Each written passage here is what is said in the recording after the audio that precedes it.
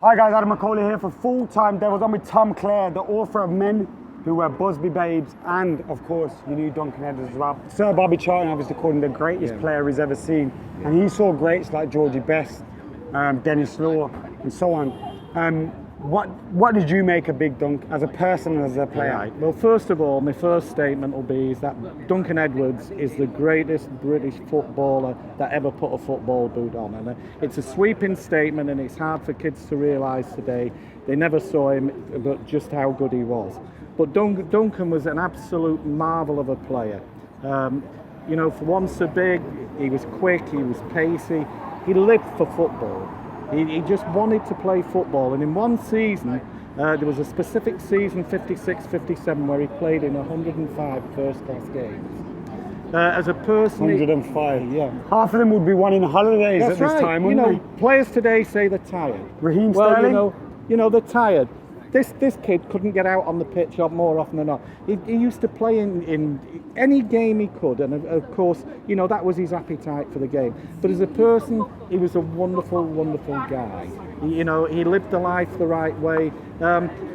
The other thing I'd like to say about Duncan, people don't realise, this was an established international star by the time he was 21. You know, he played in the European Cup competition, he'd won 2 league titles, he'd played in the FA Cup final, he'd played for England 18 times at a time when, you know, getting international caps, you may have got 1 or 2, but Duncan played in 18, and that was just before he was 21.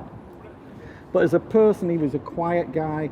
He had an infectious sense of humour as well, and he just lived the life of a footballer in the right way, you know. And I'm pleased to say that I knew Duncan. I got to know him through going to games, through pestering him, through being with him. I'll tell you a little story about him. Go on. I was going to ask you, what's your lasting memory of him? My lasting memory of him was the last time I saw him, actually, and that's when he walked away from... It was after the Ipswich Town game in 1958, in January 58. He came out of the dressing room.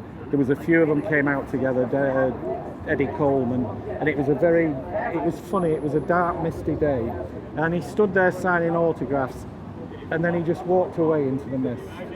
And it was just so poignant. Eddie was the same. Eddie went with Marjorie, his girlfriend. But Duncan, about 2 months before the disaster, he got engaged to a girl called Molly Leach. And, you know, they were a perfect match. He bought the car. He bought this little Morris Oxford car. And he couldn't drive. He could not drive. And I used to go up to where he lived on a Sunday morning, because between sort of 11 and 12 o'clock on a Sunday, he'd be out there with Molly and he'd be polishing the car, you know, and that was his pride and joy. And, you know, when he lay in that hospital in Munich, in the Rex de Riesa hospital, his mother was there by his bedside, and she said to him, "Now, come on, son, you've got to get well, you've got a car at home." And he just said to her, "Mom, keep it running, keep it running." You know, it's just so sad. That's the legacy he left, and the legend lives on. But everything you hear about Duncan Edwards is true, and you'll never find a bad word ever said about Duncan. And you look at the testimonials from the players he played with to the players he played against, from the managers he was with to the managers who played against him, and they will all reiterate the greatest footballer that Britain ever saw. And on that note, all I can say is Duncan Edwards' memory and his legend will run and run and run for the time that Manchester United are ever known.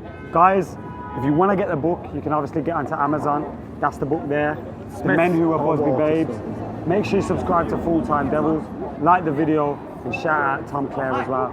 Guys, I'm Adam McCauley. Here's Tom Clare. We're out of here.